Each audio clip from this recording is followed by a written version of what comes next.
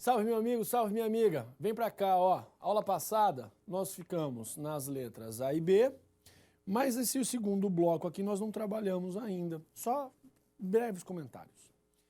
Serviço público exclusivo. Serviço público exclusivo e olha ali, indelegável. É o serviço público em que a titularidade é do Estado. A titularidade é minha, eu, Estado, sou o titular. E por ele ser indelegável, não há, na letra C, a menor possibilidade do particular prestar esse serviço.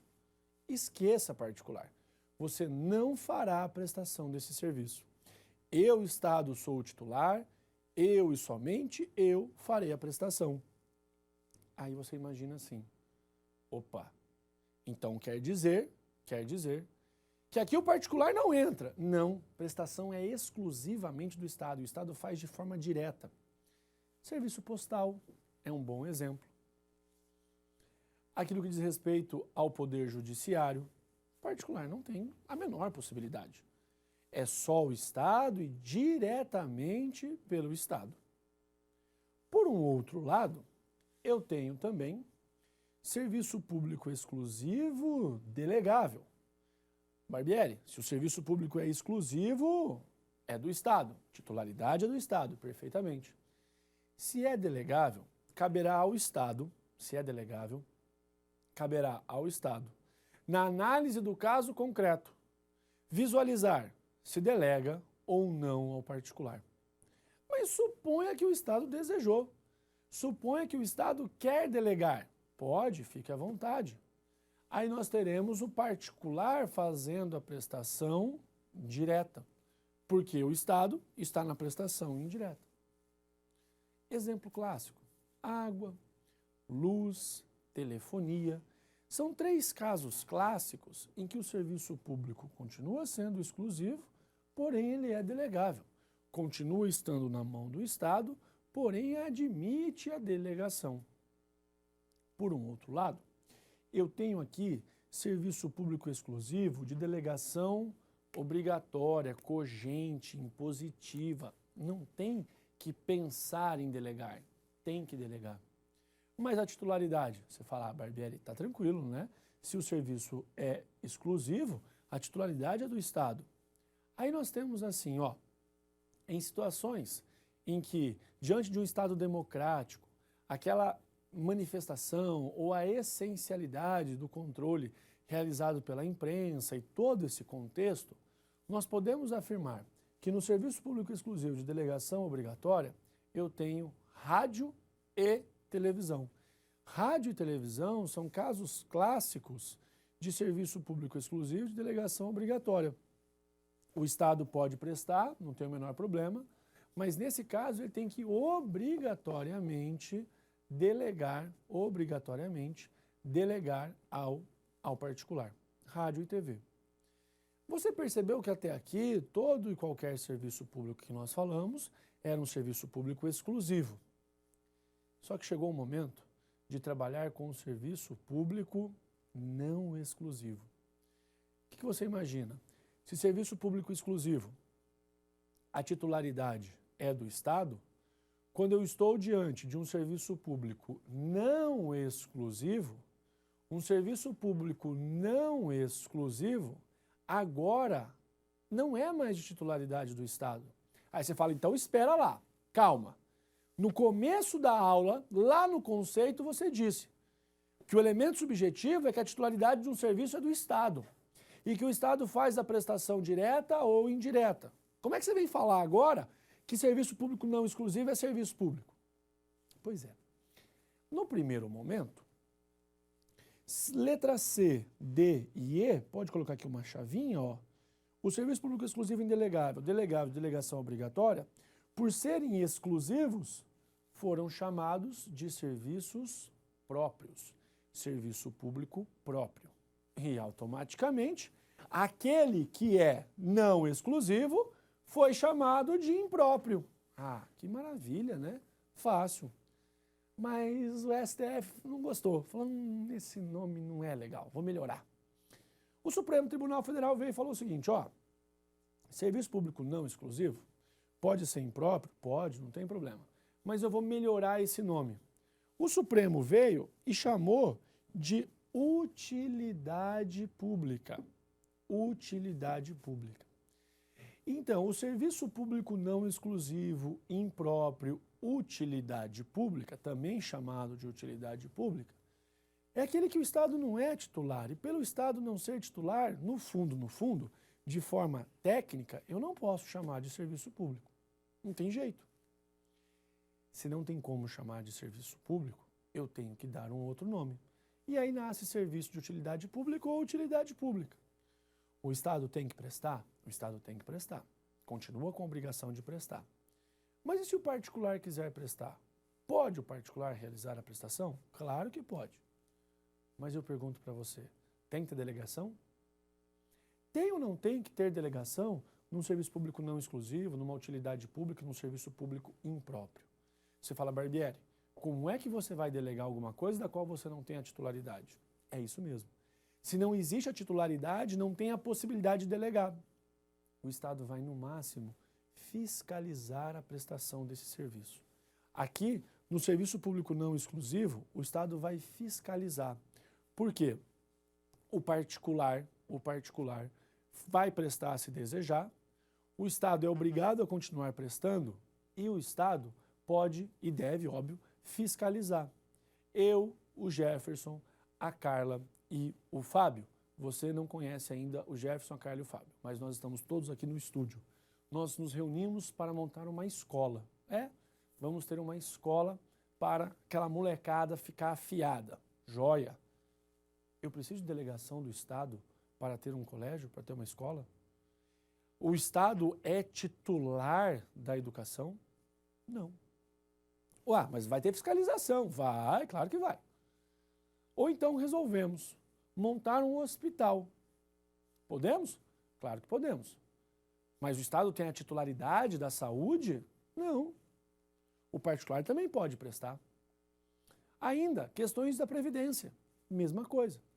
3 exemplos, saúde, na ordem, né? Educação, saúde e previdência, exemplos clássicos em que o Estado é obrigado a prestar, né? Sendo obrigado já está uma porcaria, imagina se tivesse obrigação. E o particular, se quiser, também pode. Só que aqui não cabe delegação, e é só você olhar no quadro. Se o serviço público é não exclusivo, eu não falo de delegação. Eu vou falar no máximo de fiscalização. Eu falo no máximo de fiscalização. Joia? Entendeu? Então vamos para frente.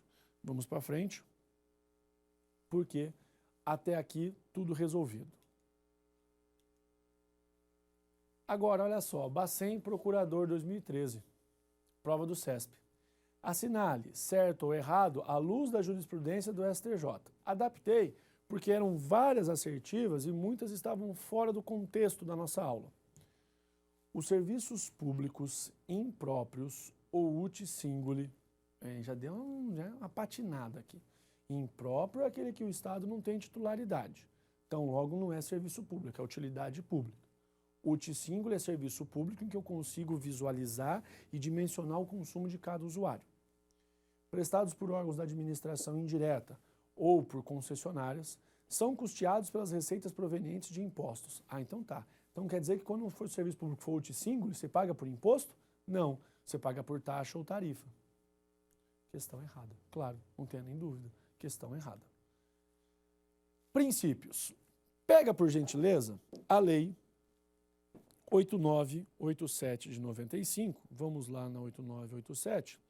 Você vai no artigo 6º. Olha o que eu estou lhe dizendo. Eu não vou trabalhar aqui os princípios do direito administrativo, não vou no 37 caput, nem muito menos no artigo 2º da lei 9784. Eu quero aqui trabalhar com a lei de serviços públicos dentro, perdão, não é 9784 ali não, errei, Serviços públicos, você faz a gentileza, dá uma olhadinha na lei de concessão e permissão. Dá uma olhadinha na concessão e permissão. É a 8987 de 95, tá? Corrige ali, 8987. Vamos no seu artigo 6º. No artigo 6º da lei, você visualiza assim, os princípios específicos. Eu não quero falar nem do 37 caput, nem da 9784, Lei do Processo Administrativo. Esqueça, eu quero princípios específicos. Eu vou falar de concessão e permissão, é a Lei Geral de Serviços Públicos. É a lei daquilo que diz respeito a 8987. Olha o artigo 6º. Toda concessão ou permissão pressupõe a prestação de serviço adequado ao pleno atendimento dos usuários, conforme estabelecido nessa lei, nas formas pertinentes e no respectivo contrato. Esse é o caput do 6º. Parágrafo 1º. Serviço adequado é o que satisfaz as condições de regularidade, continuidade, eficiência, segurança, atualidade, generalidade, cortesia na sua prestação e modicidade das tarifas. Em outras palavras, o rol dos princípios eu encontro, específicos, de serviços públicos, eu encontro no artigo 6º. Não é a 9784, não, é a lei 8987 de 95. E eu preciso começar pela universalidade, eu preciso começar pela generalidade. Quando eu digo que um serviço público é universal, quando eu falo que um serviço público é geral, para uma generalidade, o que eu quero dizer com isso? No conceito eu lhe disse, serviço público é uma utilidade, serviço público é uma facilidade, serviço público é uma comodidade. Então, nada mais justo que todos terem acesso a esse serviço. Eu tenho que fazer a prestação de forma universal. Eu tenho que fazer a prestação para toda a coletividade. Eu não posso permitir que num bairro de classe média alta tenha serviço e depois eu não posso falar que no outro bairro, um bairro de uma comunidade carente, lá não sou obrigado a prestar o serviço. De forma alguma. O serviço público deve chegar a todos. Essa é a universalidade. Essa é a generalidade. Sabemos que no Brasil, só faça o teste com a iluminação pública. Vá num bom bairro, um bairro de classe média, classe alta, vá numa comunidade para você ver a diferença da iluminação pública. Mas tudo bem, vamos pensar em tese.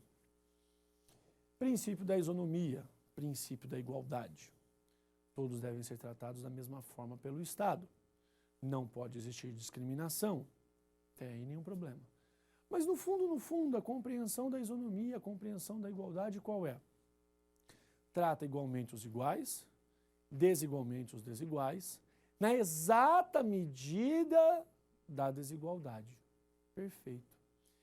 Então, será que com base nessa análise, será que com base nesse raciocínio de igualdade, um tanto quanto filosófico também, eu poderia ter tarifas diferenciadas?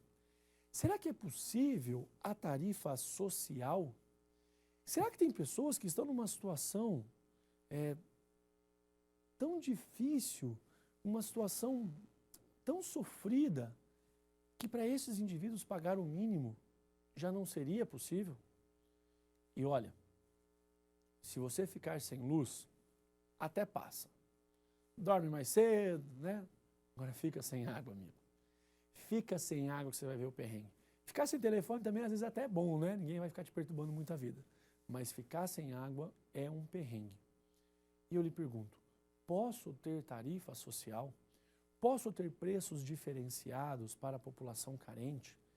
Seria razoável que quem tem mais condição acabe custeando aquele que não tem condição? Não é que tem pouco, é que não tem condição? Parece-me lógico. Então a tarifa social é permitida? É. E o fundamento é o próprio princípio da isonomia, é o próprio princípio da igualdade. Entendeu? Na nossa próxima aula eu volto para continuar a análise de todos os princípios do artigo 6º. Um grande abraço para você e nos vemos. Até lá.